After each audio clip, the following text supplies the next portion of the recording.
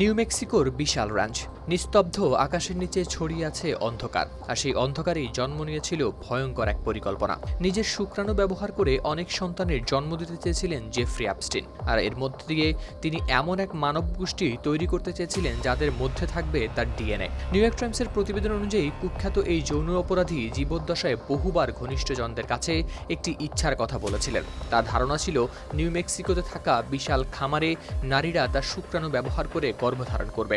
একসময় সেখানে অন্তত ২০ জন নারী একসঙ্গে অন্তঃসত্ত্বা থাকবে, এমন লক্ষ্যও নাকি প্রকাশ করেছিলেন তিনি। অনেকেই একে ডাকতেন বেবি র্যাঞ্চ বা শিশু প্রজনন খামার নামে।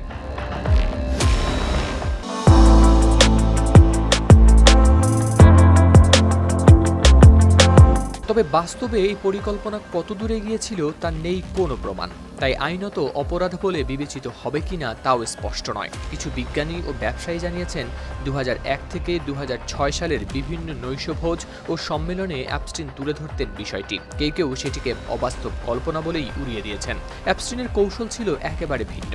তিনি অর্থ ও প্রভাব ব্যবহার করে বিজ্ঞানী মহলে ঢুকে পড়েছিলেন। নোবেলজয়ী Murray Gell-Mann, Stephen Hawking, Stephen J Gould, George Church এমন নামের সঙ্গে গড়ে ওঠে তার ঘনিষ্ঠ যোগাযোগ।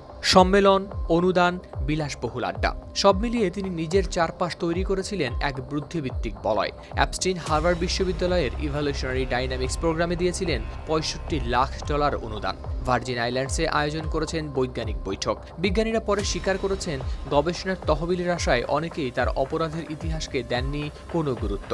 নিজেকে নাসার বিজ্ঞানী হিসেবে পরিচয় দেওয়া এক নারী বলেন, Epstein repository for terminal choice নামের একটি স্পার্ম ব্যাংক থেকেও অনুপ্রাণিত হয়েছিলেন। প্রতিষ্ঠানটির ধারণা ছিল নোবেলজয়ীদের জিন শক্তিশালী করবে ভবিষ্যৎ প্রজন্মকে। অ্যাপস্টিন নিজের ডিএনএকেই ভাবতেন সেই বিশেষ উপাদান।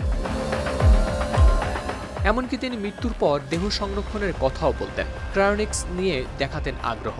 ভবিষ্যতে পুনর্জীবনের আশায় দেহ হিমায়িত করে রাখার ধারণা পেয়েছিলেন তার কল্পনায়।